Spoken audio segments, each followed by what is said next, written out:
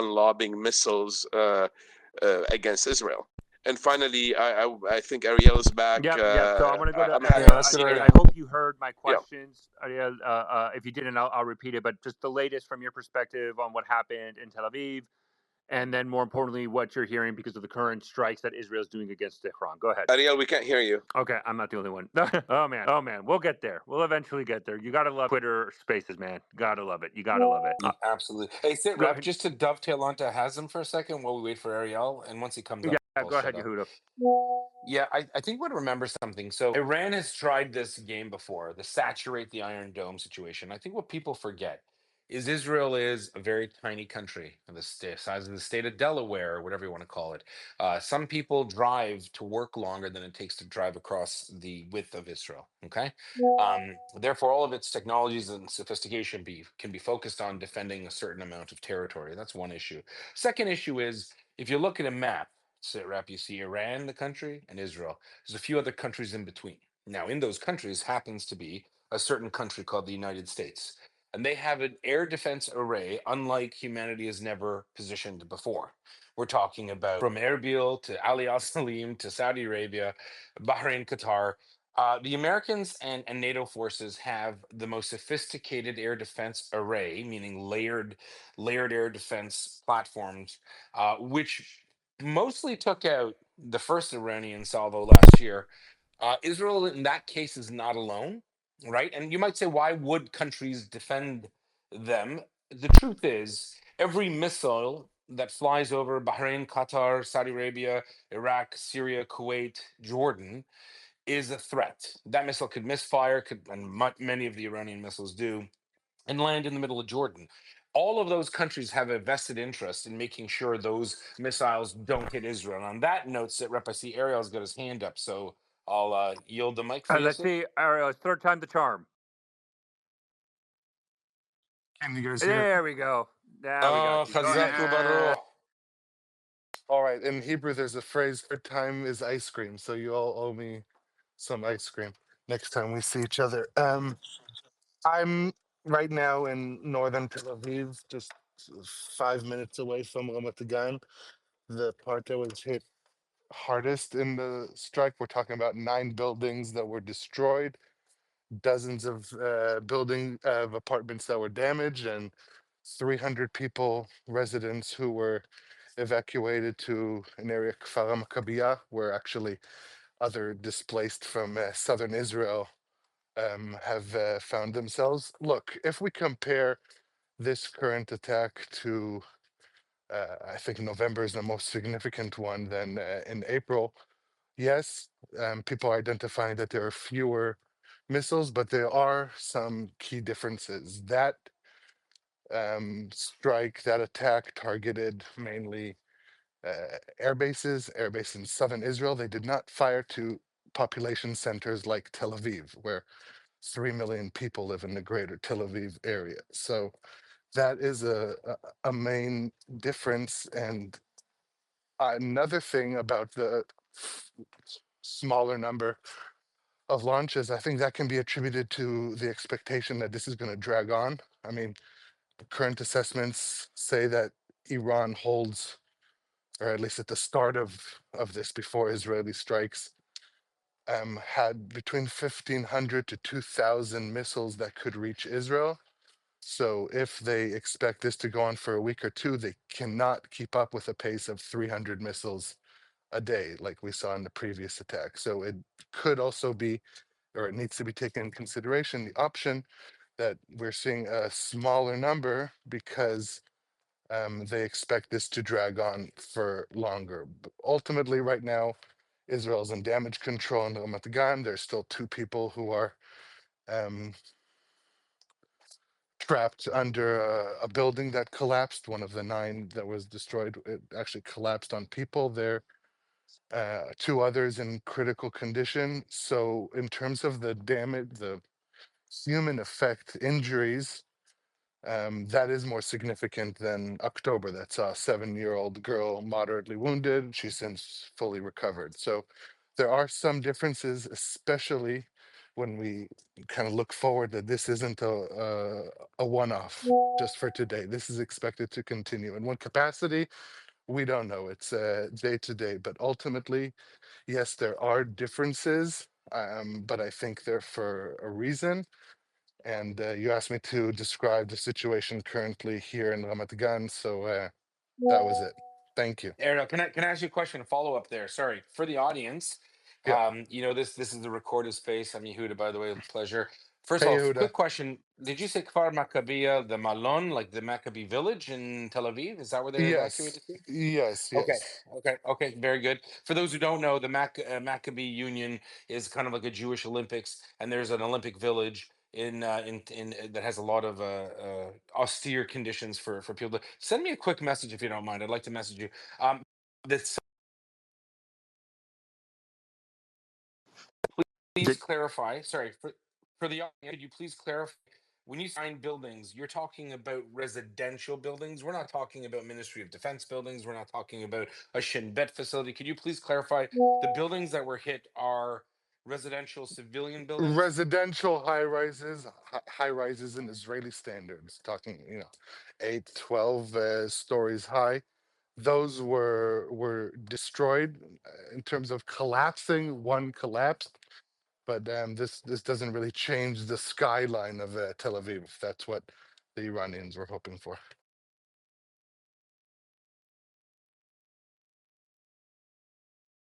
and so if I can continue this conversation for a little bit, based on your reporting on from the Israeli side, the strikes in Iran. Do you have any idea what is these latest strikes targeting? What are they focusing on? There was conversations that maybe they were that there was threats to target kind of more civilian infrastructure like electrical facilities, etc. Are you getting any reporting from your side on the Israelis what they might be what they might be targeting right now in Tehran?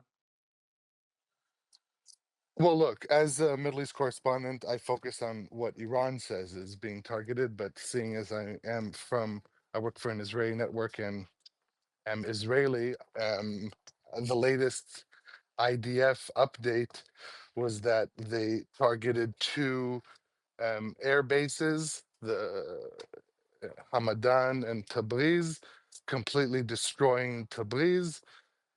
Went after drones, surface to surface missiles, ready to launch launchers.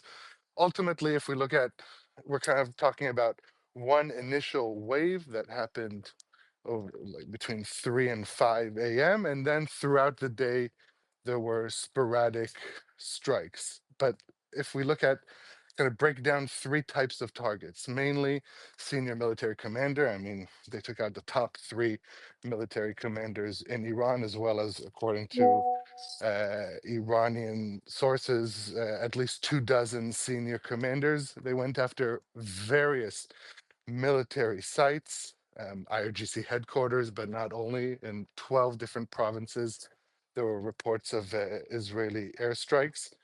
And so the military sites, that's number two. And up until the early evening, it was just Natanz that was targeted. Now, surprisingly, early in the morning, the head of Iran's Atomic Energy Agency was quoted, at least in Iranian media, saying that the Natanz reactor was completely destroyed. But that's contrary to what Rafael Grossi, the IAEA Hey, chief. no reactor at Natanz. Well, okay, but that was the reporting. So ultimately, the Grossi says that there was damage to the above ground, but it remains to be seen what damage was happened to the below ground facility.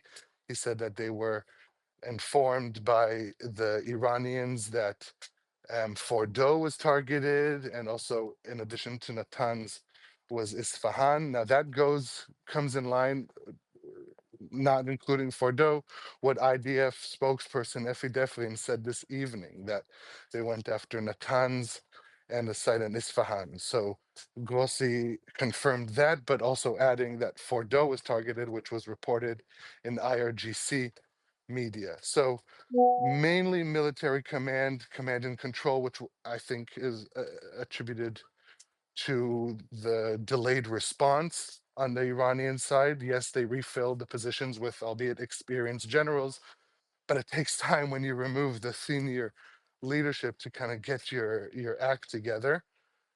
Numerous military sites ready to launch ballistic missiles, and a fraction of nuclear sites, not going after civilian infrastructure, economic energy.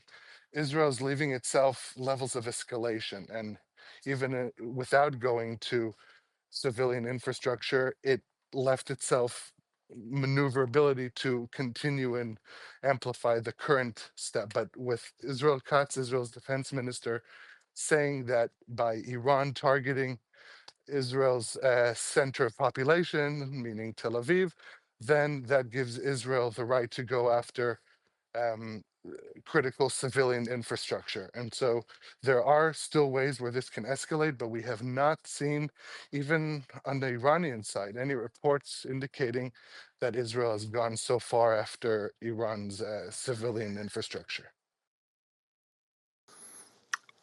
All right, thank you very much. If, by the way, we'll continue there. If you have any other breaking news, is there anything that you're hearing that's kind of that we haven't covered? Any major breaking news from your end, by the way, that we might have missed? Well, there were the reports of explosions in Tehran, and there were reports of air defenses in Tehran, which could also be the cause of the loud noises that are reported. So it's still unclear what's happening in Tehran, but there does appear to be some activity going on there. Okay, perfect. Well, if you have anything that's breaking, please by all means interrupt us. Cut in. You're probably going to get the sources as well. So if anything you want to share, that would be great. I'm going to take this opportunity to kind of just quickly reset the space for everybody that's listening.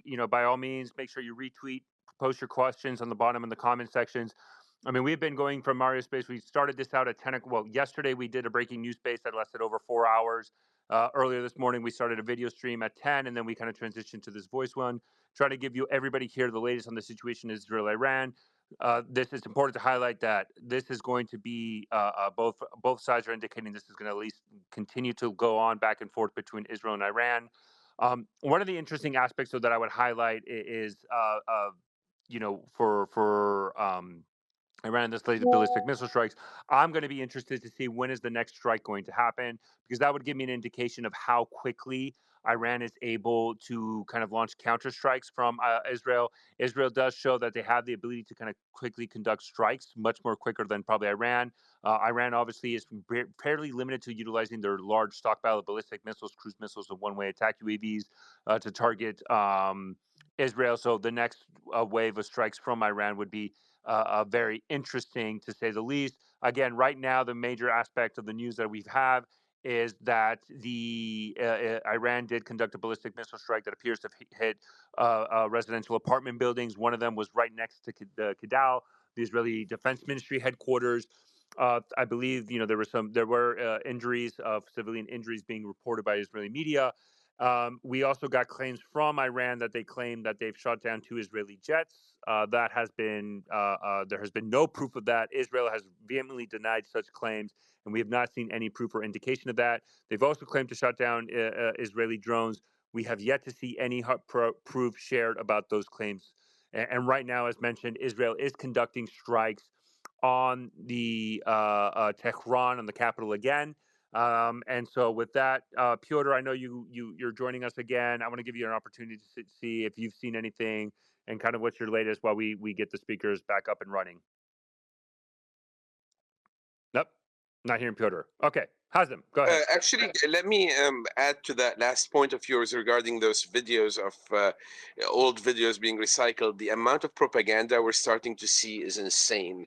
We're seeing video game footage of like F-35s being shot down.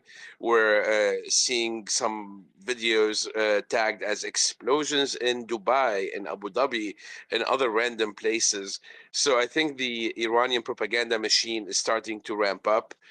On the tactical perspective, what I'm really interested in seeing is how the Israeli Air Force is going to adjust its mission to more of like a hunter-killer mission to neutralize any launch pads going online, knowing that every Israeli jet will have to travel 1,000 miles to make it to Iran. So, because of the fuel capacity and area refueling limitations, you cannot just persist in the air waiting for intel to show up. So it's from a military science perspective, this is a very interesting thing to see. But as I predicted, I think the mission is going to be adjusted for at least the next few hours to focus on the launch pads and the command and control behind the ballistic missile program and the drone program. I'd like to jump in there real quick, Sitrep, if you don't mind, to Hazem. Go ahead. So Hazem, yes, there is from Tel Aviv to Tehran is probably 2,500 kilometers. Iran proper is probably about 1,000 kilometers. The issue isn't how can they rejig it. The Israelis have already set those conditions. Israel covered off in the 70s how to refuel. Okay, remember in the Entebbe raid, the Israelis refueled Hercules cargo planes over Africa. It was probably the first time it was done in action. They've got 50 years on that, so you can rest assured they're doing what they're doing. There's no issue about refueling. There's no issue about with whom they have agreements with, whether it's Jordan, Saudi Arabia, who knows. They can refuel. That's not the issue. It's not an issue of targeting those particular launch sites. Those are mobile, a lot of them. There are stationary ones, many of them are mobile, and those are going to be watch and shoot situations. What we do know from open source intelligence is that the Iranians have been attacked internally by drone bases, just like the Ukrainians had what I call a car craft carrier, trucks with drones on them. It looks like the Israelis set up, actual facilities within Iran that are launching drones at Iranian targets. And I would argue that if 5 of them were activated last night, there's probably another 50 hanging around somewhere that no one knows about. So they're in it for the long game. Their goal is, number one, as we talked about, destroy the command and control infrastructure, soften up air defense, and they're doing their thing as we roll on. But there's another factor which was really interesting. The Israeli Defense Forces made a comment, something about the platforms that are being utilized are not just Air Force related. Why that's interesting is people don't realize Israel has a navy, a strong one, and their submarine fleet comprised of Dolphins and other submarines, German-built diesel submarines, are most likely hanging around in a certain gulf, and they have the capability to launch certain things as well. So there are a lot of tools at Israel's disposal, and I think we're going to see that all play out in the next little while. So aircraft, drones, human intelligence, people on the ground, supporters of free Iran, anti-regime forces. You're going to see all that agitated in the next little bit, and I think that just as they surprised the world with decapitating the heads of this organization and the Al Quds force and that you're going to see the same thing. So remember when Nasrallah was taken out, his successor was named. He was killed. I think another. I mean, the Israelis have the time and they have the capability, and I think we're going to see this unravel. The question is, if I was a betting person, Sitrep, I would say, what does tomorrow hold for the regime? Is there going to be a collapse of the regime, and if so, who will fill in the void? Kind of like how Syria fell. I think we need to start if we want to be sophisticated here, we should be thinking about what happens the day after. Thanks so much. Yehuda, just so I do not get misunderstood, I'm going to make a quick point. I'm not saying there are no capabilities. I'm talking about the tactical challenges of a vast a country like Iran with, as you mentioned, mobile launch sites.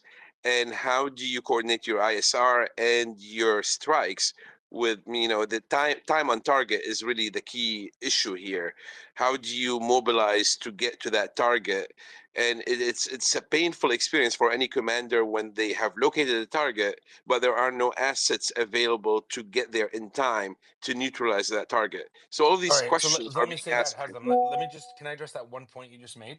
Guys, can I just do a small breaking before you continue this discussion? Just so you guys know, there was a a red alert for a drone intrusion in Eilat area. So this is southern Israel. So it might be also that it's coming from Yemen. I don't know. But just so you Thanks guys so would know. much. Now you can continue. Thanks. So Hazem, I think what we got to remember is the ISR capabilities of Israel are probably ISR capabilities the Americans are sharing with them too. So that means constant 24-hour surveillance over all of Western Iran, for example, right?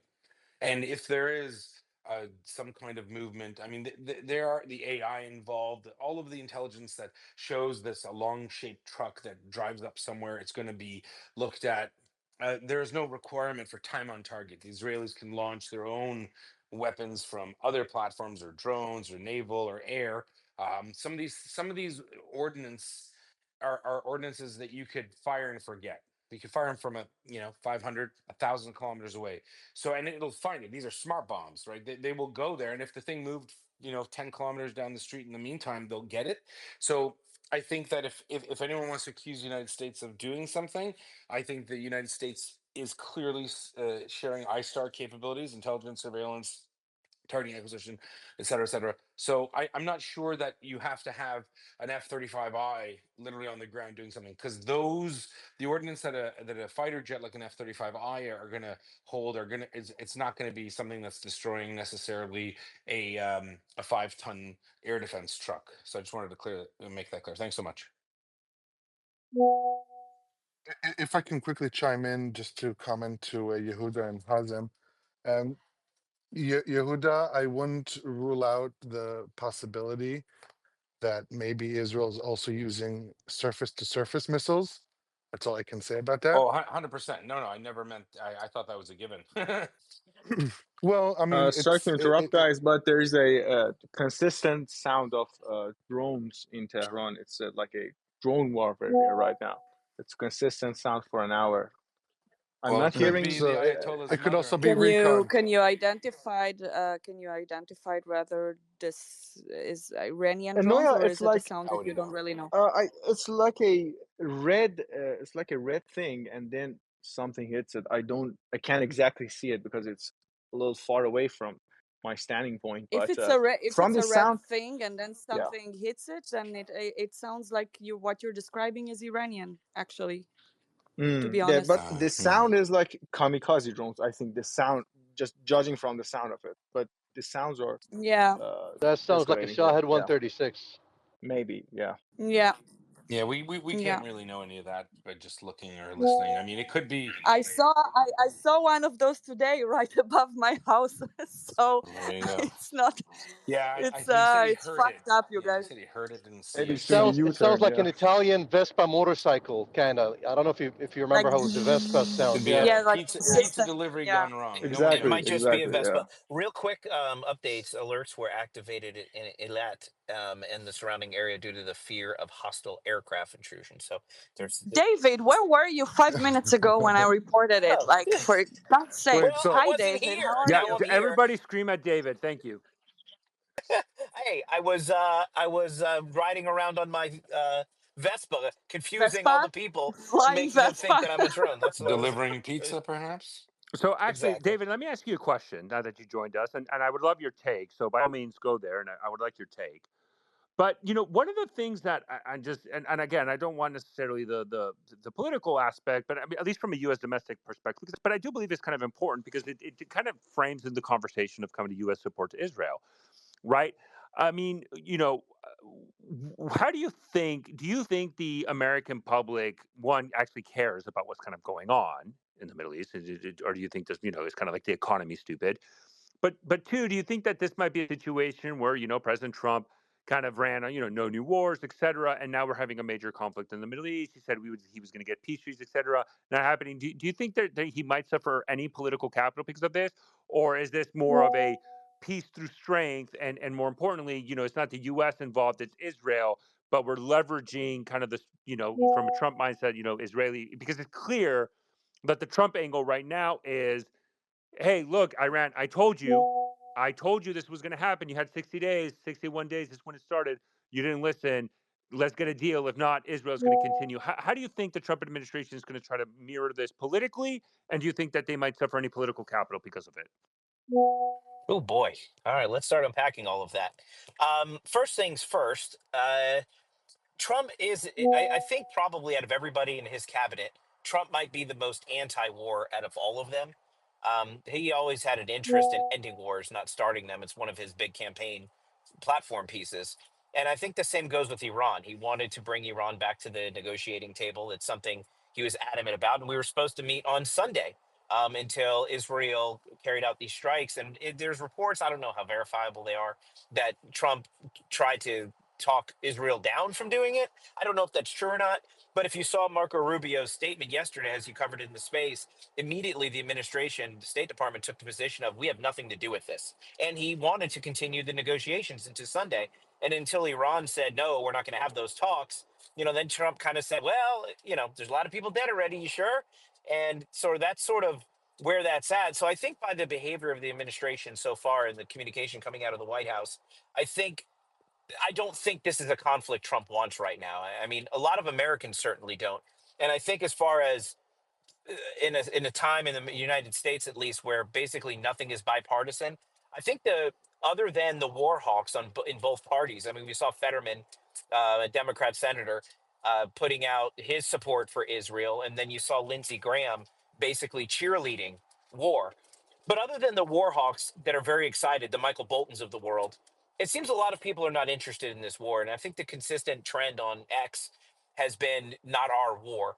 So I don't think this is really something that a lot of, at least Trump conservatives, are excited about, and so I don't see Trump wanting to see this conflict go on. Now, is he happy that Iran's nuclear sites are being targeted? Probably. I mean, the art of the deal guy wants to get whatever negotiation chips he can, and there's definitely going to be an energy issue if Iran was enriching uranium for energy purposes. So there's going to be a need for cooperation with the United States after this assault is over.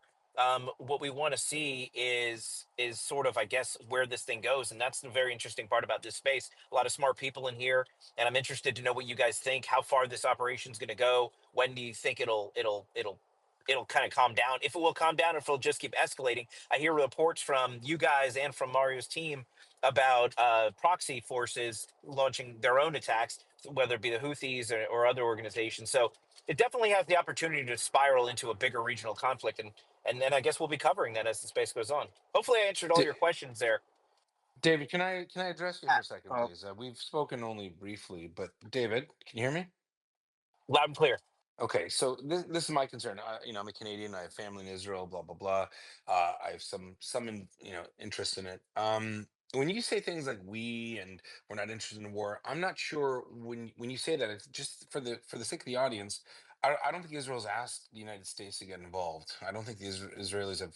They don't require the Americans to do anything. So I don't know how that's a real thing. But I will say one thing. On Thursday, Trump was asked on Fox News, or someone asked him, I forget who it was. He said, "What about the thing, the negotiations?" And Trump said, "I saw," and I'm going to paraphrase very loosely. You know what? I just have a very, very strong feeling that the Iranians are not serious, and there's going to be no deal." When I heard that, considering the fact that he's kind of staked a lot of his reputation, as you said, on not getting into wars, but not supporting allies in wars, I think that would be more, ecumenical. That's when I thought the gloves are probably off. So I want to like also reframe one thing. This isn't about wanting war. The Israelis don't want war. They just don't want a country led by a theocratical nut job who says they want to wipe Israel off the planet, right? So the Israelis, regardless of Netanyahu or whatnot, are at the point where if we allow this to continue, we will be in a situation where we're not fighting a non-nuclear Iran, we're fighting a nuclear Iran, right?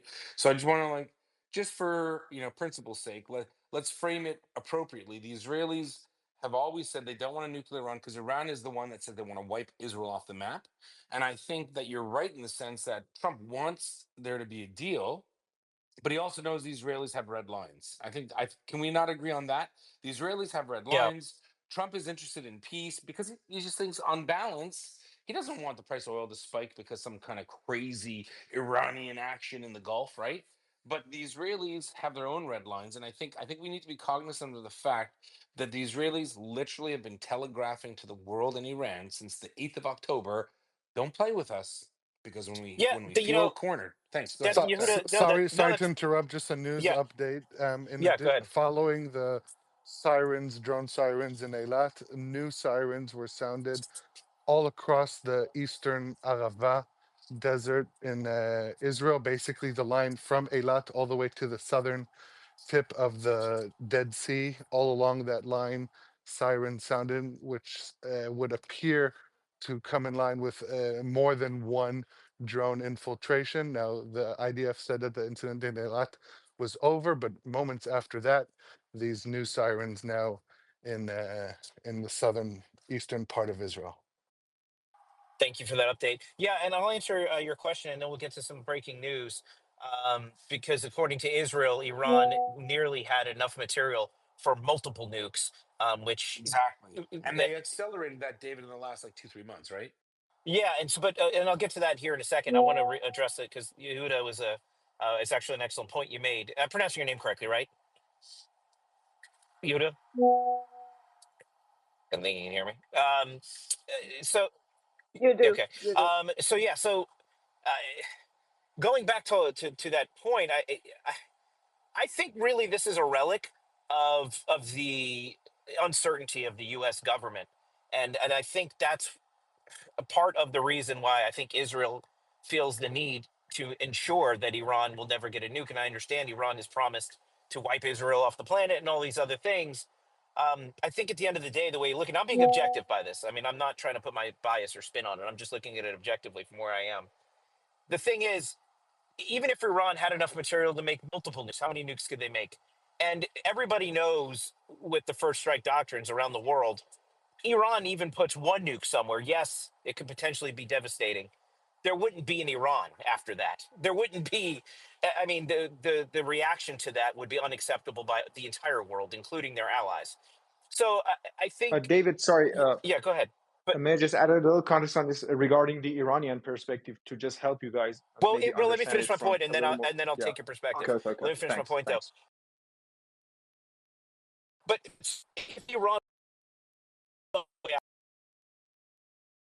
um, the way if Trump was able to have the time, diplomatic, and find a deal with Iran, and then find a way to end this without. I mean, I know we've been going back and forth with this for 20 years, and nuclear site inspections and supposed violations, and back and forth and back and forth. It seems like all of these things just keep happening in just one giant loop.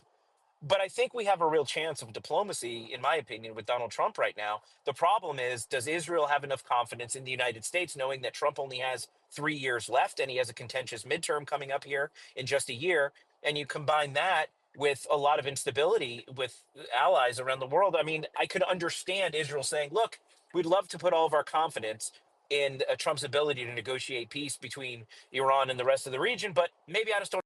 I'm going to take it upon ourselves to protect Israel. So I can see all the sides. It is definitely not something, but when I say we, Yehuda, what I mean is most people I talk to in my circles, nobody in my circles is excited about a war. And it's not that we don't support Israel's right to defend itself, but at the same time, it's not something the United States, from my circles, wants to get involved in because we're done with. I mean, it's been 20 years of wars in the Middle East for us.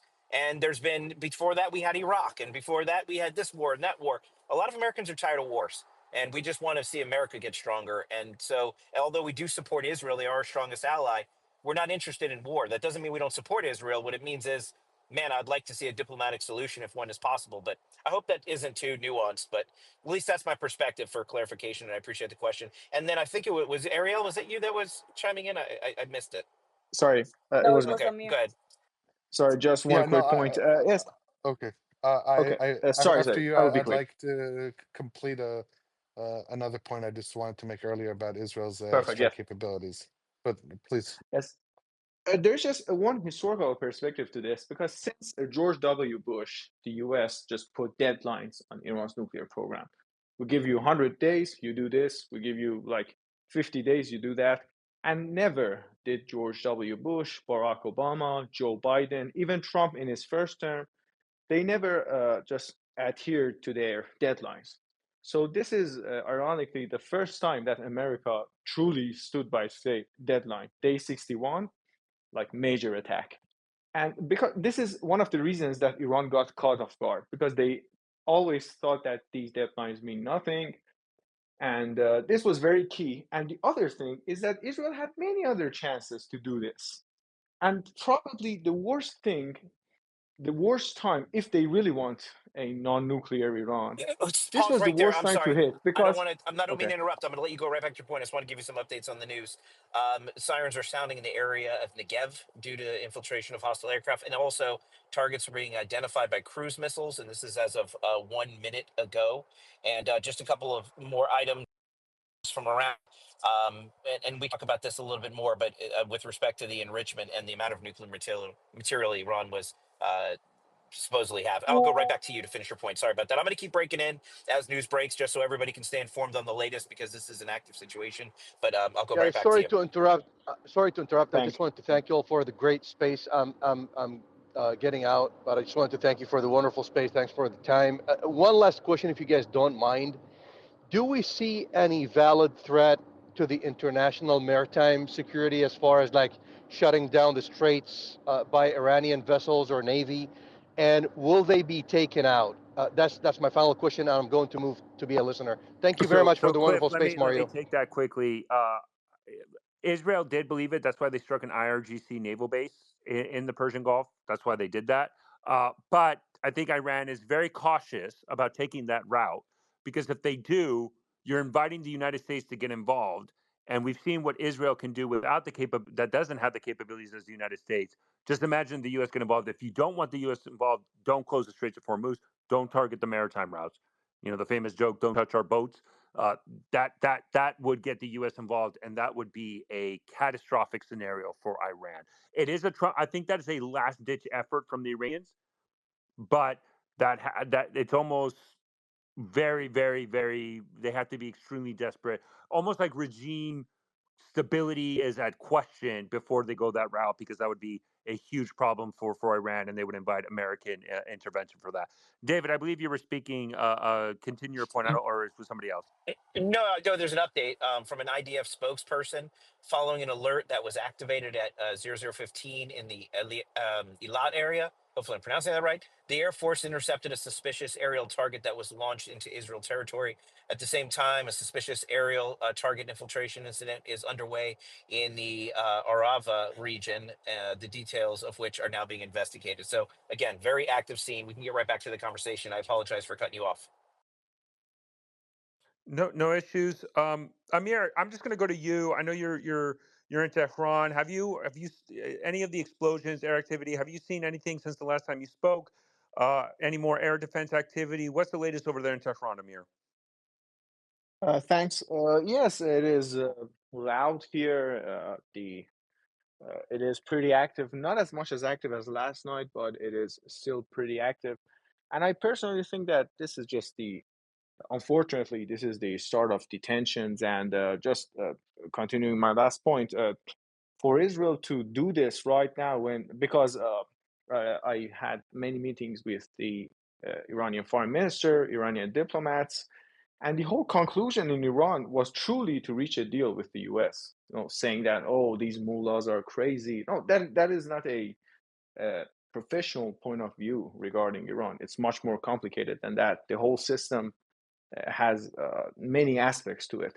Just, I'm curious to see what is the point of view of the US president. And unfortunately for him, thinking that this would happen to Iran, then they would just easily come back to the negotiations. I think this will prove to be a grave miscalculation. And I just hope that Iran somehow retaliates. I'm not Amir, advocating sorry for for war. I'm just jumping trying in. to, Just wanted to yeah, share that okay, we're okay. getting. Does look like the Tehran was not the only one that was attacked. It looks like Esfahan as well. We're getting reports that there's an explosion at actually Razi's power plant in Isfahan. So that is been that is going on right now at this current time. So Razi power plant Isfahan. This was something that we talked about. So yeah, something to keep an eye on. Yes, Sorry. Raisi power plant. Sorry, I'm going to be Yeah. quick and then end it. Raisi power plant is related to nuclear facilities. And just one final point. according to the latest reports, the Iranian nuclear facilities have been damaged, but it's not like done. So I think maybe in some scenario, the US and Israel may try to use this as leverage for potential talks. But now we are talking about, David mentioned the Negev Desert, that's when the Nevatim air base is. And I think Iran won't come back to any kind of negotiation table until it's satisfied with some targets in Israel. And even maybe in just a couple of months, because the situation here is crazy, if I want to be honest. Thanks. Boys, I need to ask you a question. The update of the siren activities that we're seeing in southern Israel, they're saying these are probably ballistic missiles barrages fired from Iran. Um, I'm not 100% sure if you had the red alerts.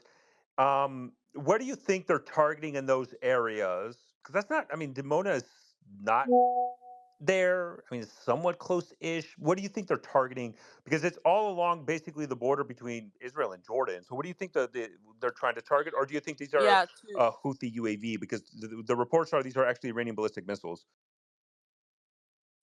to be honest with you, when I think first of all that it's some sort of a surveillance drone, and I think that it was cruising around in the air maybe a little bit too long.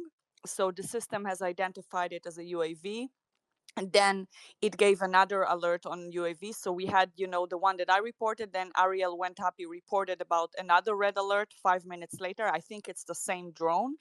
It's just flying around in a certain track, so it confuses the system a little bit. I don't think anyone would send a single ballistic missile. Sorry, I'm very tired. I'm really sorry. So I think that this is the case. I think it's some sort of a surveillance drone, maybe something that I don't think it came all the way from Iran. And if it is a ballistic missile, again, one ballistic missile, it can only come from Yemen. So it can only be the Houthis. But A little bit of an the update, thing real is quick. that when Yeah, David, David, you're you're coming in really very rubber broken. Hey, banding.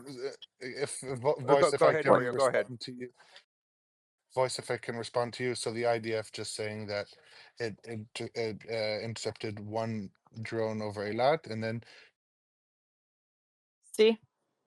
Yeah. That makes more sense. Yeah, so that would make more sense, in my opinion as well. I also I actually wanted to respond to what David said earlier, but let's leave that aside for a second. I wanted to ask Amir, because he's on the ground, whether you guys have any alerts there when the fighter jets are coming, when UAVs are flying in the air that are not yours, or I'm wondering. I mean, I know it's maybe laughable, Hazen, like shut the fuck up, but like Amir, I want to know what are the warnings like that you guys have there, like. Thanks to know. Hazem is my friend. I'm pretty tired too to be mad or anything. We don't. It's not like that. We have them at the central area of Tehran, where all are the infrastructure and the supreme leaders' place and the bases. They are just for some specific areas. And Tehran, it's a pretty big city. It's like I don't know, like it's like a half of LA or something. It's a very major place, and for Yeah, all of but it to be, Amir, yeah. when I get drones in southern Israel, which is considered pretty far from here, I like we get alerts if there are drones flying around your apartment, for example. So you guys are not getting anything. Nothing. No, we just hope that it don't hit us. We just look to the sky and then just pray to something for it not to hit us. Yeah, Man, it basically, sucks to yeah. be in Iran, huh? Yeah. No, It's yeah, pretty stop entertaining though. teasing the guy. Jesus, I know what you're Oh, doing. shut up, I know what Hazen. you're Let me doing. have Oh, my it's fun. Thank cool. you. It's cool. It's great to have a laugh No, I'm between trying to Iran and convince Israel. Yeah. him. I'm trying to convince him maybe to fly on one of those rockets here and have fun with us instead of suffering Okay. over there. But it's all love here, David. Don't worry. We're all Thanks. friends here. We're not So, fighting. so I Okay. guess the question is, I mean, I would agree. It does look like this is both from Iran and Israel, at least right now. but well, specifically Israel against Iran, maybe there could just be because we're not getting enough information, but it does look like Israeli strikes in Iran are at a significantly lower rate than yesterday.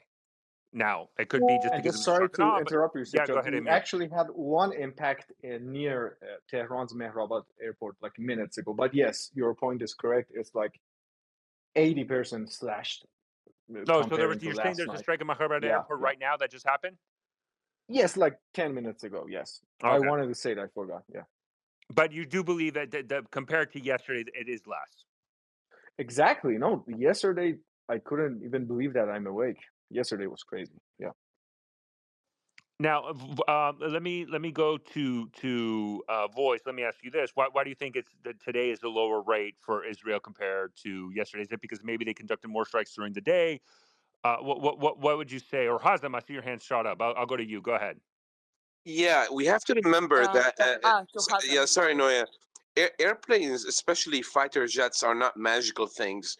They have to be maintained on the ground, and the more, especially when you're fighting these long missions, that requires a lot of maintenance.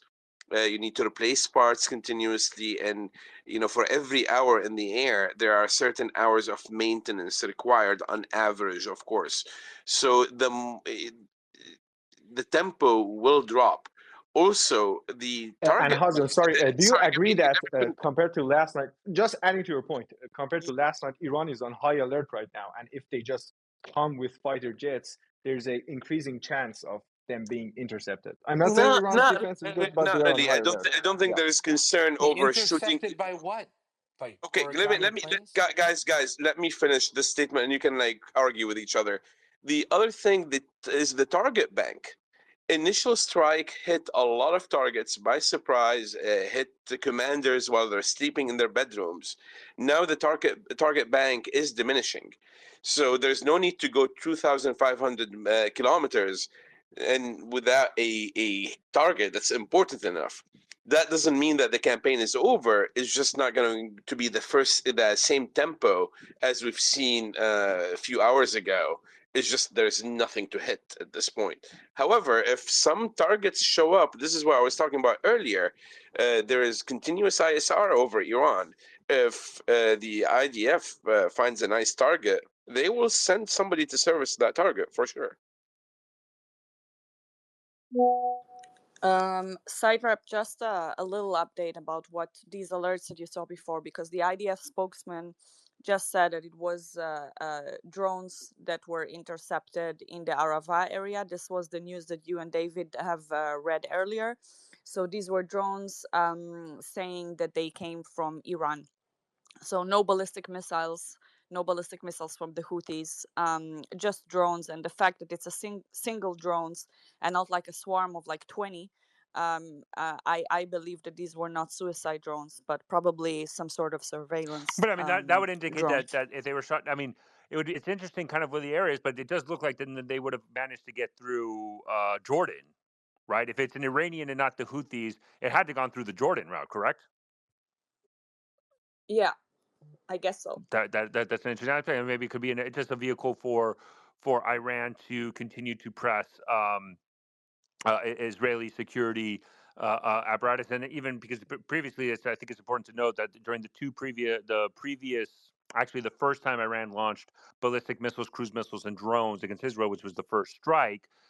It's important to note that Israel, I believe it was the United States, France, UK, and even probably Jordan as well, shot down a lot of the drones that were flying over Iraqi and Jordanian airspace before it reached Israel. Well, that's the air defense array in the Middle East, right? So that's a NATO mission there, Sarah. Well, no, not the no. That is not a NATO mission. The only NATO mission in the Middle East right now is the one in Iraq for training the Iraqi military against the counter ISIS fight. Incorrect. Ali Al Salim is in Kuwait. That's a NATO mission, but Okay, okay, but it wasn't a NATO send me a air little policing. message, please. Do me a favor. I can't message you. Send me a quick message. Okay, but regardless, before I do that, I think it's important to highlight that the aspect of this kind of this drone thing, I think, is kind of highlighting, kind of a vulnerability, and maybe this is kind of a probing attack to see if there's anywhere that the Iranians can find a gap to conduct more strikes. Because for now, right after the strikes that occurred in that Israel did, one of the before this ballistic missile strike, Iran's retaliation was a drone missile strike that was fairly ineffective, and so I think there's an attempt by Iran to see some gaps. Ariel, go ahead. Yeah, just I wanted to comment on what Hazem said, that Israel's running out of targets and this long distance operation is wearing it out. This is what the Israeli Air Force was built for this moment, in terms of the types of aircraft it has, the amount of aircraft it has, the training that it has accumulated through its strikes on Yemen. Israel is not running out of targets. It is spacing itself out. And how it usually begins operations is that it goes out with a surprise strike going after top leadership. And this strike this morning, it's interesting you say yesterday and today, because for us in Israel, it's still one day. We're in the evening of the first day of this attack. But ultimately, I think in terms of the pace, Israel goes out strong at the beginning and then maintains a certain level of constant strikes, until the moment where it gets very high quality intelligence, and it would go specifically on a certain target. But we also discussed earlier that it is maintaining levels of escalation. So would not read the situation or the lower intensity strikes over the past few hours as an indication to Israel's capabilities. Again, this is what the Israeli Air Force is built for. This is what it trains for, and it's spacing itself out. That's how I see the situation. Sorry, Ariel. We gotta hold one second. Give me a Hazim. second to answer, Ariel. This is not a criticism of the IAF or any other air force. I didn't Ariel, take it as such. I'm not defending anyone. managing a campaign like this is a matter of balancing risks and rewards, cost and benefit. It's not unusual for the targets to be cherry picked moving forward, and you need to maintain aircraft. This is a good thing because, as I was saying earlier before you joined, I'm amazed and happily amazed that there has not been any catastrophic failures on the platforms themselves. I'm somebody that has interfaced and worked on air campaigns, Libya, for example, and we've had catastrophic failures in much less complex missions. So no, I want the airplanes to sit on the ground and be looked over 3 times over before somebody sends that platform back in the air. And it's a good thing. Lower tempo is not a bad thing. It's actually the smart thing at this point. I was going to say, and then has Again, no maybe Air Force hold one operates in second, the one rate one of second, Ariel. intensity. Let me Sorry. ask a question real quick. You're fine. And is it Hazim? I want to make sure I pronounce your name correctly. Yeah, that's good. Hazem, Okay, but I'm Hazem. used to Hazem. No, all. no, no. Hazem is what I'll call you. um, so look, Israel. We've seen this before in in previous offensives. Israel has an objective here, obviously, and it seems to be targeted at Iran's nuclear capability. So it doesn't seem to me, regardless of the pace of the attacks, that Israel is going to undertake this sort of offensive unless it intends on carrying it out. And we've seen that in past assaults as well. They didn't stop until the objective was complete, whether it was hunting leaders of different groups or, in this instance, these taking out Iran's nuclear capabilities. So I don't think the pace matters. Would you agree with that? I think their objective is their objective, and the only thing that's going to deter their objectives would be Iranian defenses or international pressure to cease operations. Do you see it continuing until one of those two things happens? David, I fully agree that there's a primary objective, which is the nuclear program, but there will always be secondary objectives, targets of opportunity, and obviously some detours, let's say, to neutralize missile launchers. So while I agree the primary objectives has been clear, there will be other missions, side missions, or even main missions down the line that we may not fully understand. It's a very fluid, very dynamic situation right now. And again, this is an unprecedented campaign. When the US does a campaign like this, we pick one of our bases that are adjacent or we use aircraft carriers. These are continuous long range missions that are very unique. This is one for the books. I mean, David, I'm sure you see that, and many, and Vaughn, like this is really interesting. We live in a very interesting time right now. So we'll see how the mission changes. But again, I think there'll be a finite amount of damage the platforms currently being used by the IAF can do to the nuclear program before the question presents itself: will American B2s join the fight or not? And that Oh question boy. is definitely on the table. I was wondering yesterday. a quick question? Yeah, real quick. I want to ask a follow up, and then you guys can take it over. I was wondering yesterday, or actually, it was this morning. I was having a conversation with somebody, and there was question about Iran's capability to defend themselves or even launch their own offensive. The thought of the person I was speaking with was like, well, Iran couldn't possibly inflict enough damage to Israel. So, but I believe probably Iran has some pretty significant firepower, but so does Israel. And yes, Israel is taking out a very targeted, specific attack, and but I think both countries are probably exhibiting some restraint at some point to not unleash whatever the most powerful things they have. Do you see this really being like an exchange as Israel is pursuing their primary, secondary objectives? Do you think Iran's going to respond in kind, or do you see Iran ramping up and possibly trying to use more powerful weapons? And if that happened, do you think maybe they would fear Israel would do the same thing? Do you foresee this possibly ramping up They to have even more nothing. They dangerous? have nothing more powerful. I mean, we need to talk about range here. This is everything they have with that can hit Israel. They can shift their mission and start trying to hit closer objectives that are American or American interests. But that will drag the US into the war, and that's not good news for Iran. Iran is using the best they have, and obviously Israel is using the most appropriate platform that they have. Obviously, the next step for Israel will be nuclear weapons, and that's not. There's no need for WMD's deployment here. This is not an existential war at this point. So no, everybody's doing their best. The problem is the best thing that Iran has to use are badly guided weapons that are falling into civilian population. And this is the problem I have. Listen, if they're, and again, this was discussed a lot in this space, if they're trying to hit air bases that are a bit outside the cities, that's fair. But what they're targeting is city centers because they know they do not have enough of a targeting capability to hit the bases.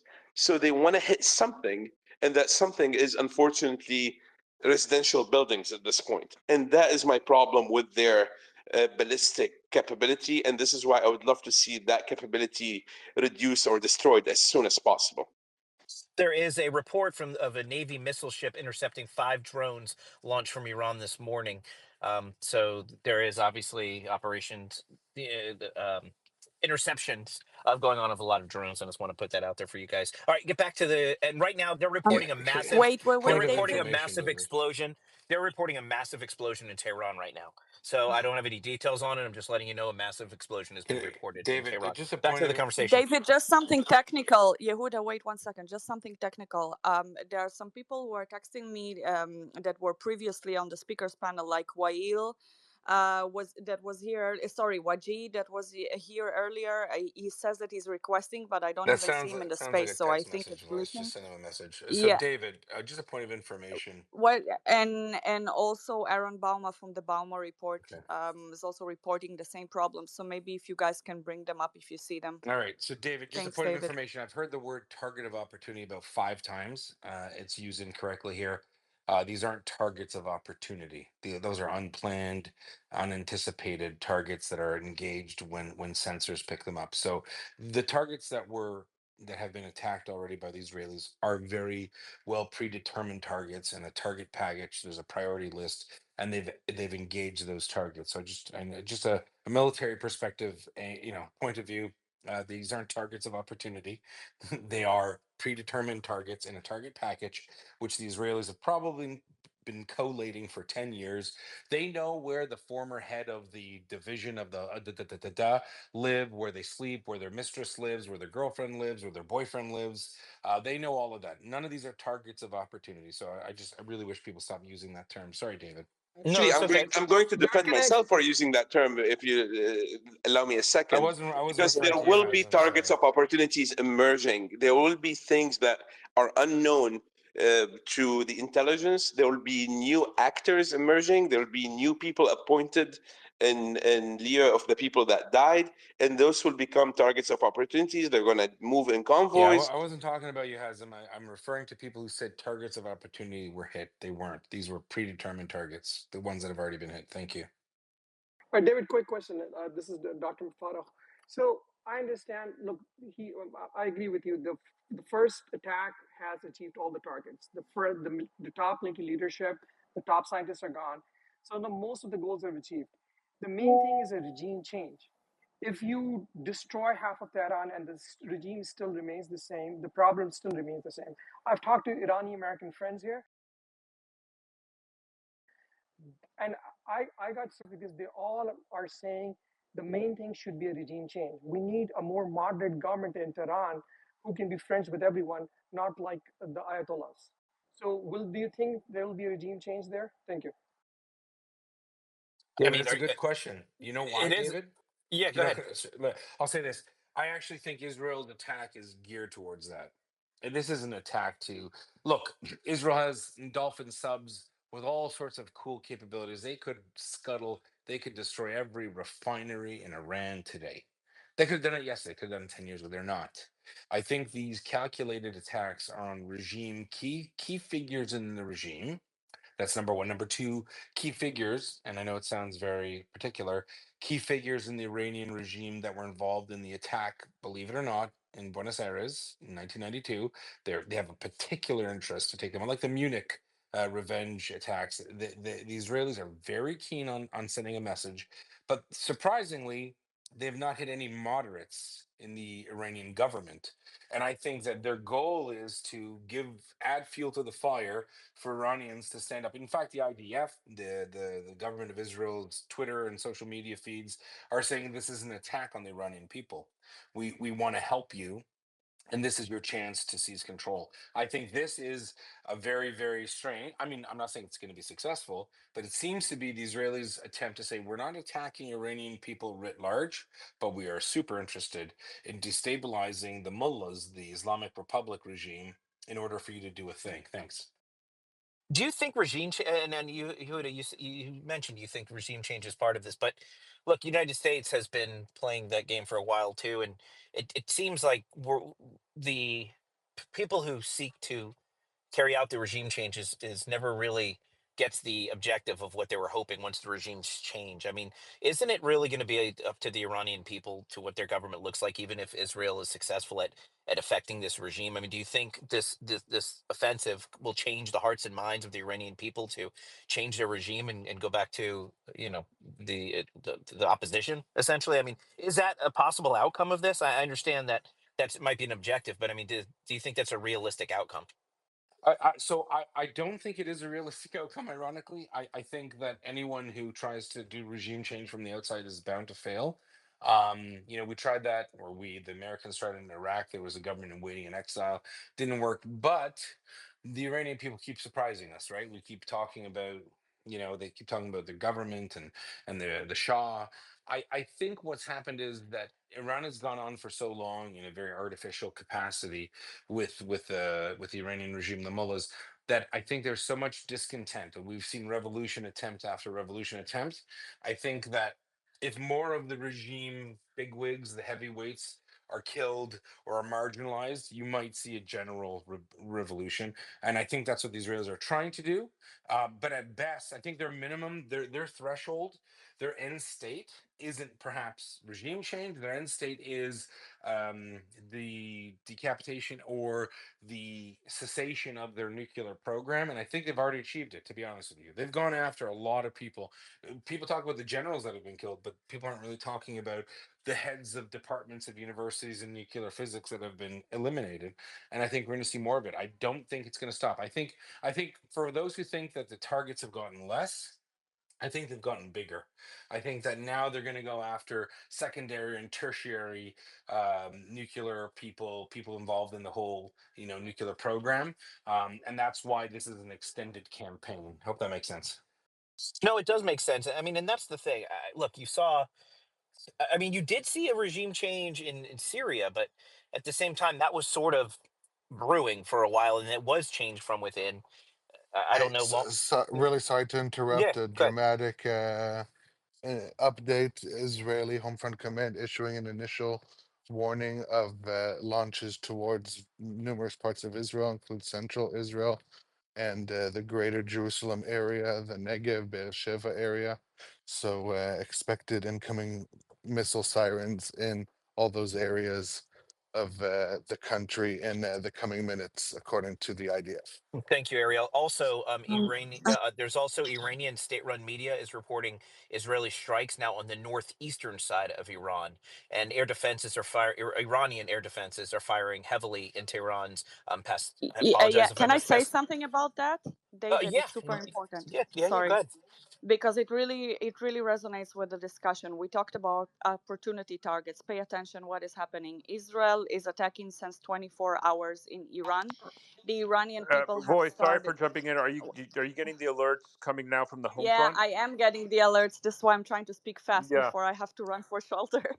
So, so what happening? Israel is attacking for 24 hours, and then the Iranian authorities starting to shift around air defense system. They are putting them in one specific neighborhood in Tehran. What does it mean on the ground? The targets have changed because that means that there is a person of importance being there. Now, if you will look where they deploy those air defense systems, this is exactly the neighborhood where it's reported that Khamenei is living. So it means Khamenei and his family or members of his family. So this is how targets shift on the ground. This is how intelligence works, and I think it's important because it relates to what we just talked about. Now I'm going to run next to the shelter, but I'm going to stay with you as long as I can. Please be careful. Thank you. Also, If I may jump in real quick, go ahead. David. I have an update real quick, and then I'll throw it right to you. Detection of missile launches towards Israel. Alerts may be activated in several areas. Gosh, I'm going to screw up all these names, but I'm going to do my best. Looks like Shefalat Yuda. Oh God, it's Sitrep. You Sefala. do this. Should You I do this, should I Sitrep. should I No. read Nope. Voice, go. No, voice, run away. Yehuda or somebody. Voice Sure. goes. Yeah, hold on. David, can you look at your messages, please? There's some people that want to come up that Yeah, are, listen, go everybody check it needs to out. understand, I don't select who comes on our stage. We have a team that does that. So if you're requesting, our team monitors the requests and I'll they send handle it the over to stage. Marison. Yeah. So Yeah. if you guys are messaging me to come up on stage, there's not a thing I can do for you. I appreciate it though. All right, I'll do my best to give some of these regions for you guys, but don't laugh at me. And if you do, just let's laugh together, not at me. It looks like Lachish, Sharon, Samaria, Judea, Dan, Yarkon. Lachish. Yeah. I'm doing my best.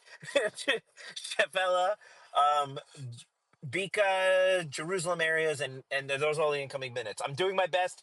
You guys will teach me by the Just end of the say night. all the Hebrew sounding names in Israel. That's it. The Fine. All the Hebrewish. Hebrew sounding names in Israel are now targets, Yehuda. It sounds like you're summoning demons, I swear.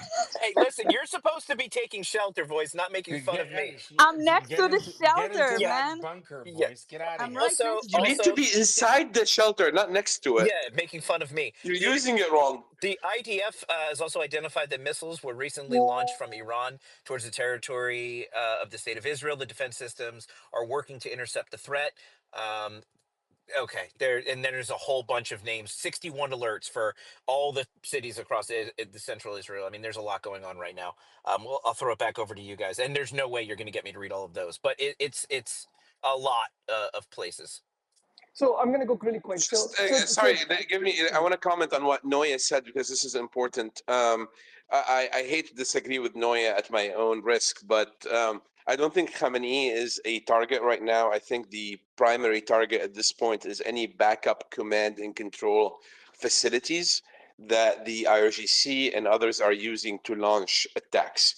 and that would make sense to be in some neighborhood, residential neighborhood in Tehran, and that may be the reason we're seeing added activity in Tehran. And another quick point, we're throwing the phrase regime change way too casually. Nobody has an appetite for managing a regime change. Obviously, Israel is a country of 10 million people. They cannot be tasked with a regime change uh, management of a country of 90 million people. The United States has no appetite for any involvement in regime change and rebuilding and nation building. We've tried that. It's not fun. We used to think it would be fun back in the early 2000s, but not anymore. And again, there's no appetite for it in the US. Any regime change needs to be very organic and triggered by the Iranian people, not a foreign entity, for it to even remotely have a chance to succeed. Thanks. So this is not Libya or Iraq. Let's Iranian peoples are very smart. They have come from an era of very modernization to this fundamental clerics which have suppressed them. I can give you a guarantee. Give them a space, and they will come out organic.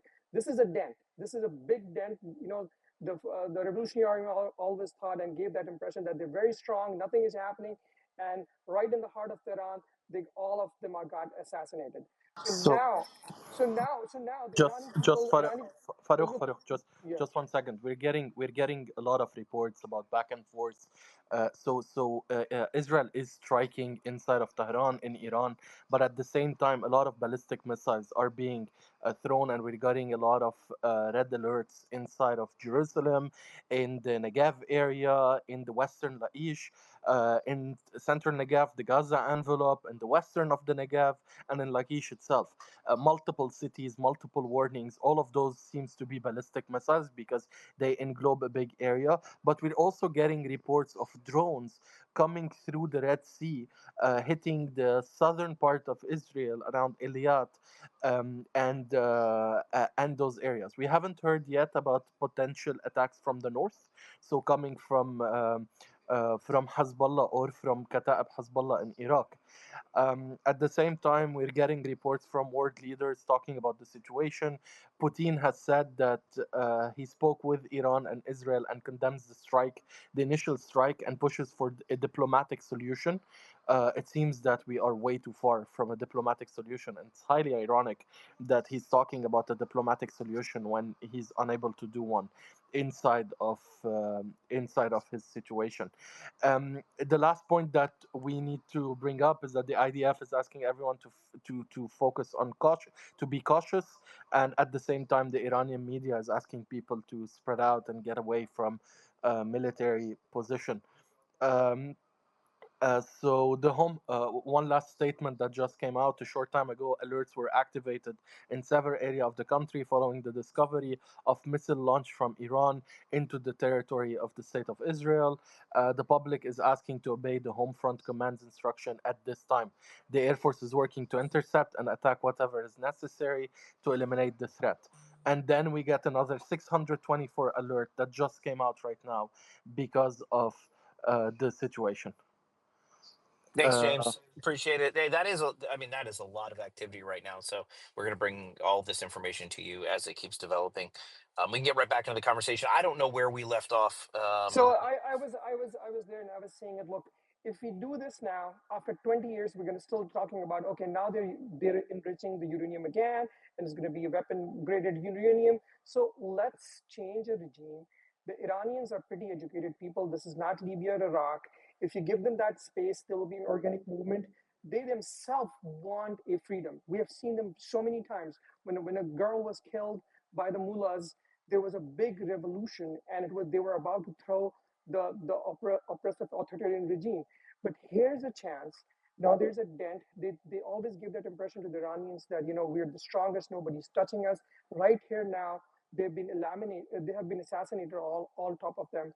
So this is the point where you give them a space, and a well-educated Iranians will take over and will make the Iran as more democratic country. We have to, this is a war. I want to stop the war as soon as quickly, because we have to go towards the Abraham Accords at some time. The UAE is a friend of Israel now. The Saudis are in talks. If we keep on doing wars with different countries, the Abraham Accord will go nowhere. And for the peace of the region, you made your point. Let Iran have regime change, bring some moderates so they can sit on a table and can work towards the Abraham Accord. That was my thinking. Thank you. Thank you very much. I appreciate that comment. I mean, look, this is obviously going to be a problem, but I wonder if at the end of this operation, and I want to get you guys the panel's take on this. I mean, if Israel's intent is to make sure there won't be a nuclear Iran, and even if there isn't a regime change, at the conclusion of this operation, if Iran doesn't have any hope of developing a nuclear weapon, I mean, do you think then they sit down with the United States and see what kind of a deal they can work out at that point? I mean, does this actually put the United States in a better negotiation position? And after all that, I mean, look, they have allies, whether it be Russia or China, that are nuclear nations. So at the end of the day, what does Iran need a nuclear weapon for? It doesn't. And here's the thing, David, you can't negotiate after this. This was the whole point. You avoid this or you negotiate.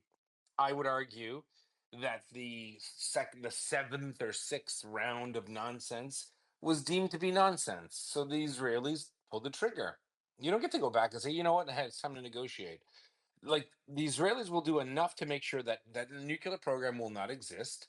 And if it leads to a regime change, it leads to a regime change. I mean, if the people of Iran stand up for themselves, and I agree with the previous gentleman who said it's up to the Iranian people, and I think that the conditions are being set now where the Iranian people will have the opportunity because the regime will be so discombobulated, right? They will be completely off balance. But we don't know how that'll look. That's something that will take 2, 3, 4 weeks. But in the meantime, Israel will continue to prosecute this.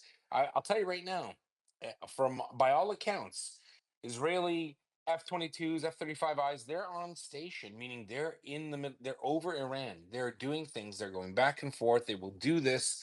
They've whoever said, I think it was Ariel. They have been training for this for over a decade. And Operation Moked in 1967, Operation Focus, when the Israelis destroyed the combined air forces of three countries. They were outnumbered 20 to 1. And they did this thing and they won in 6 days, which no one ever thought would happen. So this is something that the Israeli Defense Forces, the Israeli Air Force, they drilled and planned for this for ages. And now we're seeing the fruits of their labor. Thanks, David. There's been a single Yehuda, impact. let me follow up on So this if you just don't Real mind quick, for a re- second. real quick. Hazel, There's a before single impact yeah. in central Tel Aviv. I So just want for the. Go ahead, James. out of the last rocket barrage, we're getting reports of an impact again in Tel Aviv, in a close area to where the last impact was. It seems that the battery of this air defense system is non-functional. We are in a critical situation. The Iranians are attacking heavily with what they have in terms of ballistic missiles, and at the same time, the Israelis are responding in kind. The situation is very volatile. I want to stress that out. So for people on the ground, I know when you're distant, when you're not in the region, you don't feel it the same way, but it is a very tense area and people are worried all over the zone. I just want to pray that as many civilians as possible can get out of this unharmed. Right. Up Right. on that. James, it doesn't matter where you live or where you are. We saw Iran threaten this in April and October of last year. There were almost no Israeli casualties. This isn't the Israel. I think it's very irresponsible of you to say that Israeli air defenses failed or faltered. We will see in the morning. And we've seen it over and over and over again. There is no commensurate opposition to Israel's capabilities. Iran is not a peer. Okay. It's Mike Tyson beating up a 14-year-old. It's not the same thing. The only difference is this. I think what people have forgotten is Israel's desire to not engage for 15 and 20 years has led an entire generation of people, including people in Lebanon, to think that Israel is not capable of it. They're certainly capable of it. They're just deciding the time and the place in which to act. Again, I'm not Israeli. I have Israeli family, blah, blah, blah. But these guys have it on lockdown. You will see Iran and its capabilities, whatever capabilities they did have, which aren't great. You will see all of that degraded. Iran has the capability to annoy and irritate Israel. They don't have the capability to destroy it. That's why the Israelis are doing what they're doing, because they can't let Iran have those nuclear weapons. And as we all know, in the last 2, 3 months, all intelligence reports, the IMEA have all said, IAEA have all said that Iran has accelerated its attempts to build a nuclear warhead, and that's why we see what we see. It has Yeah, I nothing don't. to do with Netanyahu. Thank you. Real quick, before anybody responds to that, I just want to let you all know Iranian. There are a couple of updates actually. Missile sirens are sounding in Tel Aviv, and Iranian missiles are being launched and intercepted over Tel Aviv right now. So it's still a very active situation, and we'll get right back to you guys. Go ahead. Yehuda, let me respond to a point you made a few minutes ago regarding the negotiations. The negotiations remain incredibly important for a simple reason. What we're looking from Iran right now is not regime change. That's going to be messy. We need substantial behavioral change from the Iranian regime, and that requires sitting at the table and agreeing to several points. I would hate to fall into the same JCPOA trap that the nuclear program is the only problem. It's not. It's a big problem. It's a massive. It's a horrifying problem. But you also have. My concern is if we destroy the nuclear program, it's in its entirety, and we step back, Iran will default to terrorism and their ballistic missiles program. They're going to Well, invest hold more in on. the ballistic Default. They missiles. do. They do terror all the time, Hassan. Well, How's that's that the a thing, but default? they will go back and double down on things that and what resulted, into October 7th, and what they did starting October 8th. So to allow that to happen again is not acceptable after this point. What we need right now is a very clear, scheduled regime change from Iran to stop this hurt. And I think we're going to see the Iranians on Sunday. I still have a strong belief that they will show up because they have no other option. They need to show up and make a case that they're willing to change to stop the hurt at least, and what that looks like. And I think their strikes today and the missile barrages and the ballistic missile barrages are going to serve one purpose in the eyes of Iran. Obviously, they're going to appease the local population, but also to show up on Sunday with a slightly stronger hand to say, okay, well, we can also stop our ballistic attacks. Yeah, However, I hear you, I think Hassan. it's Though important to talk. Hasn't, but to be honest with you, I think that that ship has sailed. The Israelis don't, it's not a Netanyahu thing. The ship has sailed. Right now, the only thing the Iranian regime can do anything is to raise red flags over mosques. That's it. It's over, right? They're not stopping. The Israelis, all the stops were pulled. I did not personally think this would happen. I didn't think it would happen now. I thought it could happen, but it's over, right? The Israelis are 100% fully committed to this. They will not stop until they believe that Iran's nuclear capabilities are thwarted. And what that means for the Iranian regime, I don't know. I mean, you made a very good point. I think the Iranians will show up on Sunday? I have no idea. I would be surprised if they did. But I think the thing we have to consider is the following. This is a kinetic, situation at the moment. Iran, if they were to get lucky to pop off whatever that doesn't get intercepted, that will only lead to a massive escalation from the Israeli side.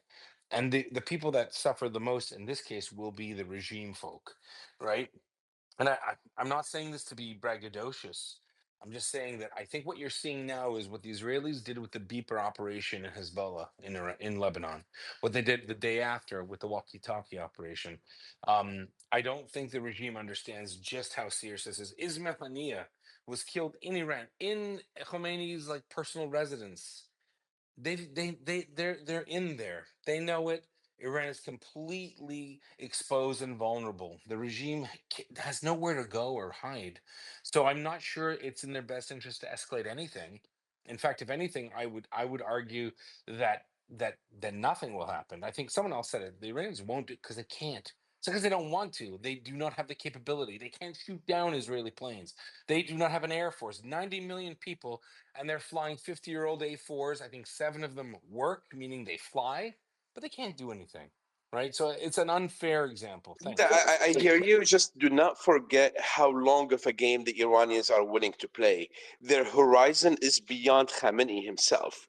They look 10, 20, 30 years down the road when opportunities arise, when Israel may have a softer government, when the United States may have a softer government. So I believe today is an opportunity we need to take for behavioral change that is controlled. Fine, but We need to. hasn't Iran been saying that for 40 years?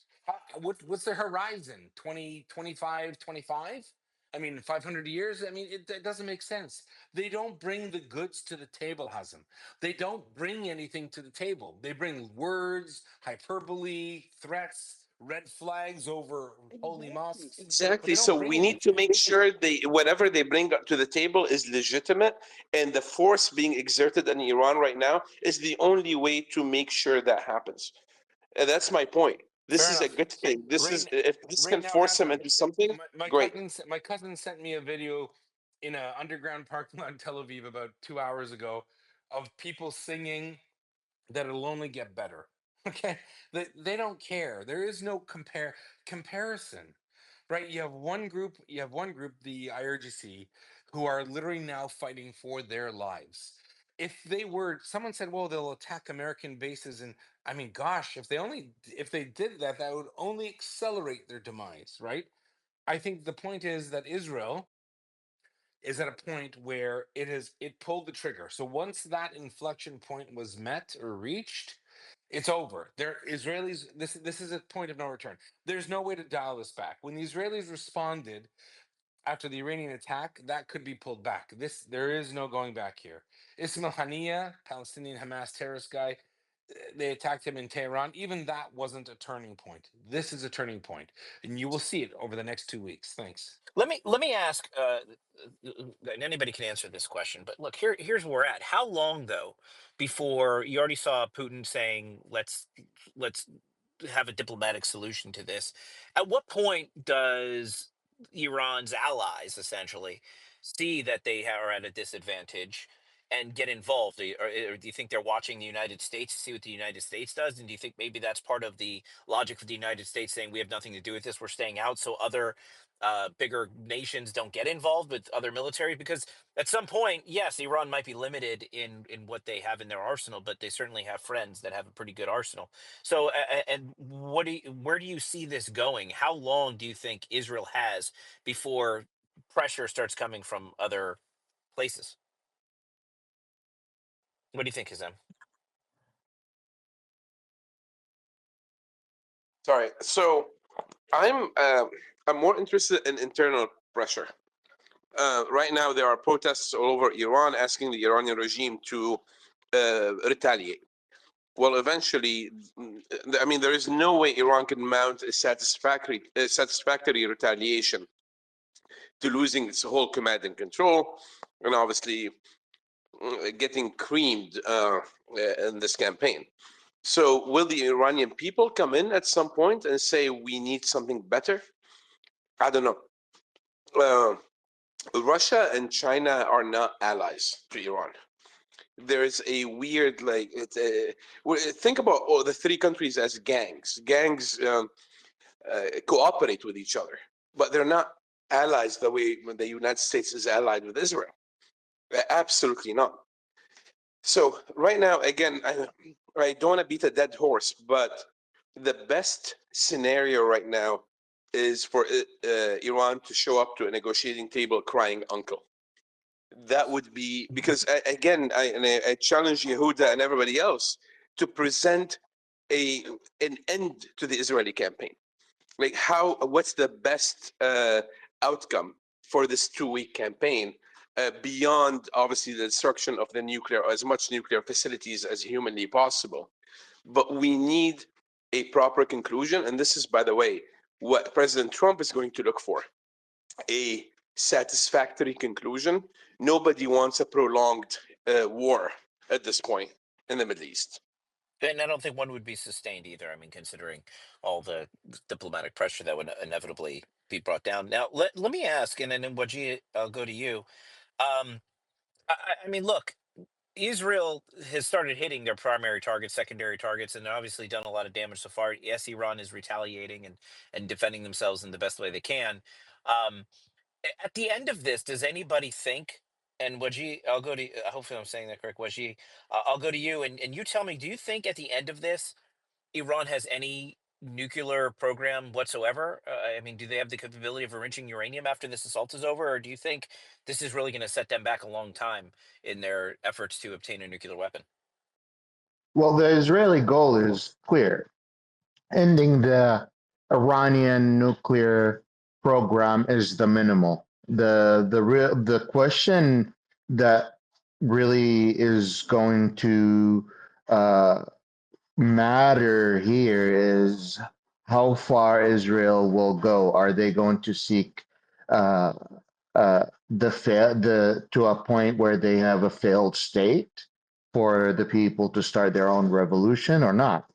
And to your previous question, the United States has been preparing for this for several days. In fact, I feel like there was a news that came out that Trump moved more than 20,000 ballistic missiles that were meant to go to Ukraine to some of its strategic piles in the Middle East to make sure that they could defend themselves. And they started evacuating their embassies and allied states, even like Kuwait. Yes, they pulled them from Iraq and they pulled them from other states, but they also pulled it from Kuwait, which is an allied state to the United States, but it also happened to be very close to Iran in terms of borders. Uh, what matters here is that the United States and Israel knows that the Iranian government, if they see no way out, and that if they believe that they will fall, that I think they will uh, try to strike anyone and everyone that they could. But like you said, that could lead to the demise of that regime. They are in a huge dilemma, and that dilemma is how you save your face in front of the in front of the Iranian people. How do you make sure that the Iranian people does not go out and start their own revolution? How do you also protect yourself against the Western forces? So huge problems that they're going to have to solve. That means that there is a good likelihood that they will surrender to a negotiation. I believe that would be their best way out, unless that they're willing to become like the Mujahideen, which they're not known for believing in suicide bombing and being suicidal, like the Muslim Brotherhood and the Salafist side of Islam. But yeah, I could see them going either way, and none of them look good to them. Thank you, Wajid. That's actually it's an excellent point. As far as how do they save face? Because you're exactly right. The people are going to like you mentioned the protests. People are going to want to see some sort of response because you talk about regime change, people are going to be upset if they feel like this government is not protecting them as well. And that could make things uncomfortable for them, just as striking just sort of anywhere it could strike out of desperation would also make things difficult for them. So they're going to have to find a strategic way out of this. And the negotiation table might be the way to do it. Sitting down with the United States and saying, oh man, we just got this great deal. We're agreeing to a ceasefire, and make it look as if they're agreeing to a ceasefire is in Israel's benefit as well. And that might be the path out of it. And Nirvana, what do you think? What's your take on it? Hi, Mario. Hi, David. I beg to differ. I don't think the chance to save face have passed. The mullah now are not willing to or are incapable to save face because they already spread in the local propaganda. If you listen to Iranian channels, they are saying the American betrayed us and they tricked us to the negotiation while they are helping Israel from behind closed door. So it's incredibly difficult to announce that to the Iranian and then saying, oh, we are better to have negotiation to save face. And also there are divided inside. There are several branches of the IRGC and the hardcore Khamenei men who are divided about what to do next. So there is division, there is a lack of cool headedness, there are anxious public, and there are the majority of the Iranian are watching and laughing. I saw a clip on an Arabic channel interviewing local Iranian, asking them about the responses before tonight, like in mid-morning.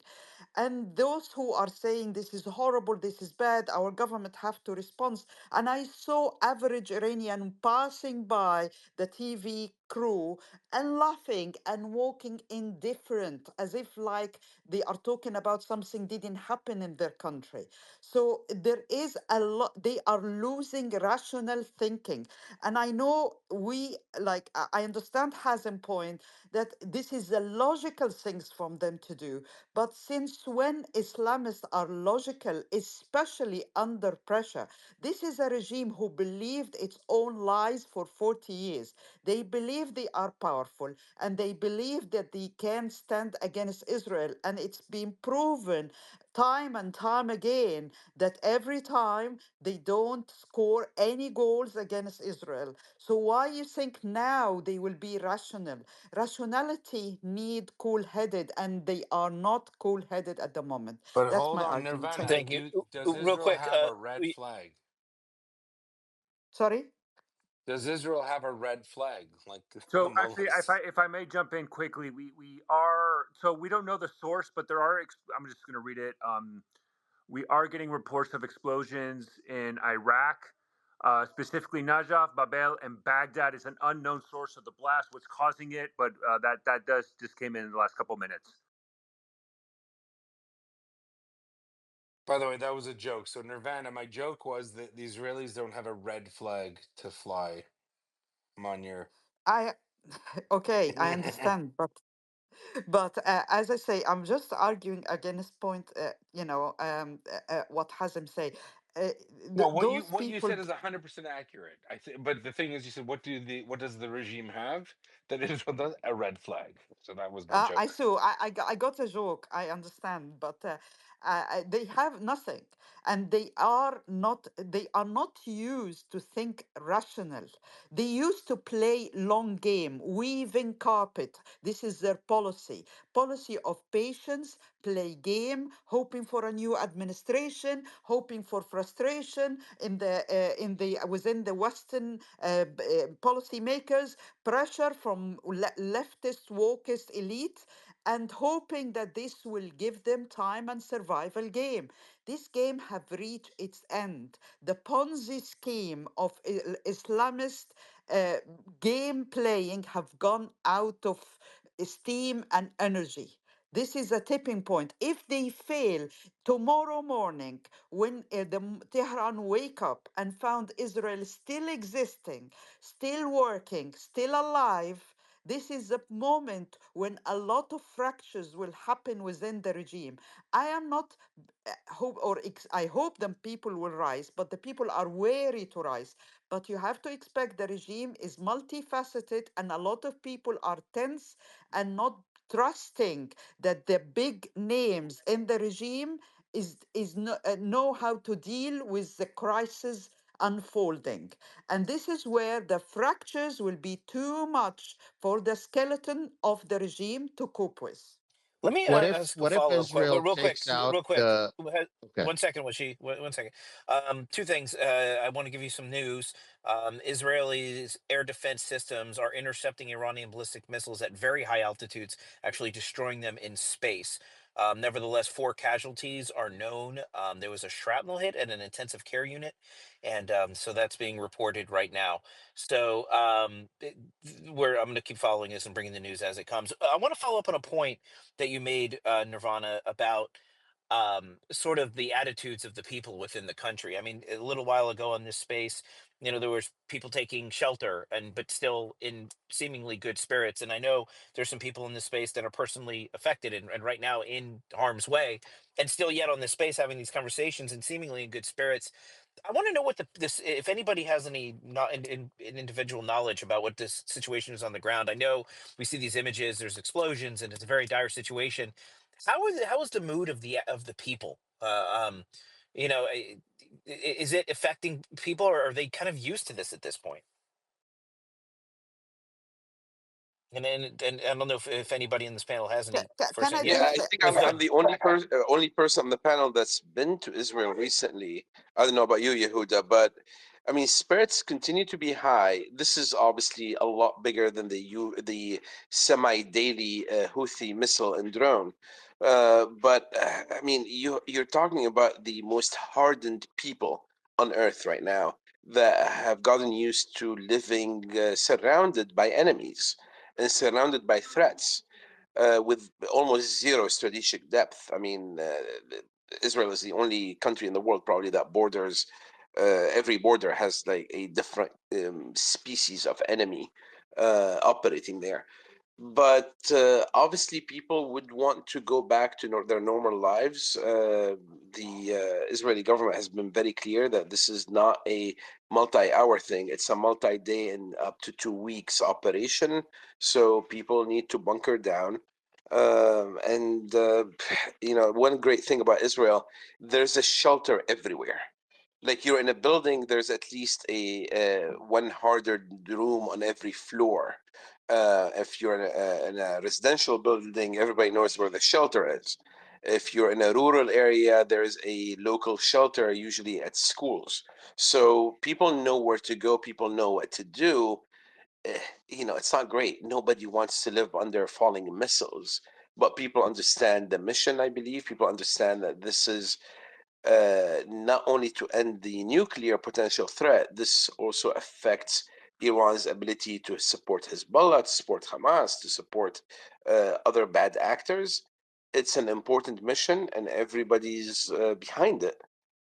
That said, again, this 2 weeks may be sustainable. Beyond that, it's going to be affecting the morale quite a bit. Thank you, Azam. Ramin, do you have any thoughts about the situation on the ground, and where do you think the operation may lead?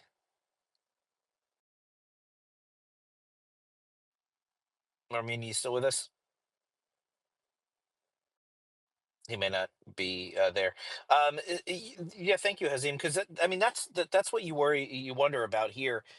And I wonder if it's the same similar situation on the ground in Iran. I would really like to get the sentiments of the people on the ground in Iran, and you wonder how much is the people's fight versus the government's fight, and you wonder how invested the people are in in the fights of the government. I mean, at least here in the United States, uh, we're kind of detached from war for the most part, because it seems to not happen on our shores. It does occasionally, but but I wonder in those countries. I mean, a lot of times when I speak to people from Lebanon, people from Syria, people from a lot of these countries, it just seems that unfortunately this is become so commonplace that people tend to just go on with their lives even amidst the chaos. And I don't know if this is any different. I'm trying to get that take, if this seems like it's different, the intensity of this assault, or if people are just treating it like just another day. Do you know, Hazim? If is it, that but can I yes, make a please, point about Nirvana. that? Yes, please, Nirvana. Sure. I mean, I follow Iran since childhood, I actually attended as a child the Shah funeral in Egypt. My mom carried me on her shoulder and attended the funeral. So I have special interest in Iran, and I speak a lot of interest in the Iranian. The Iranian are slightly different than the Arab because most of them don't like the regime, but they obviously afraid. They afraid that the regime can survive. So most of them inside Iran are probably keeping a poker face. They don't want to look as if they are supporting the regime, except the people who are verbal and devoted to the regime.